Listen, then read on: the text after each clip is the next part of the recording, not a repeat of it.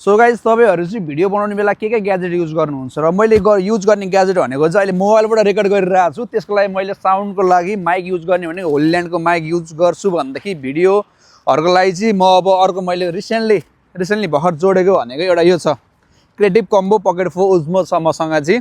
So मैले लिएको recently कति 2 हप्ता भयो कि त्यस्तै कति भयो कि 1 हप्ता भयो होला।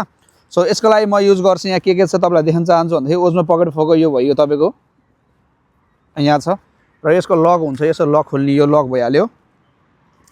सो तपाईको ट्राइपड स्ट्यान्डको लागि चाहिँ के छ भन्दा यसलाई यसरी जोड्नु पर्ने हुन्छ। यो लक लाग्यो र अर्को तपाईको तलपट्टि फेरि एउटा एड गर्नु पर्ने हुन्छ। यो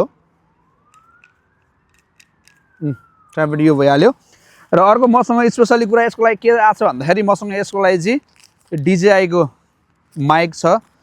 सो यसको लागि चाहिँ म यसको लागि युज गर्छु यो माइक चाहिँ, किन भन्दा मसँग माइक दुईटा अर्को पनि छ। यो होलील्यान्डको तपाईहरु देख्न सक्नुहुन्छ, यसमा राम्रो साउन्ड आउँछ है। र मसँग DJI को माइक पनि छ।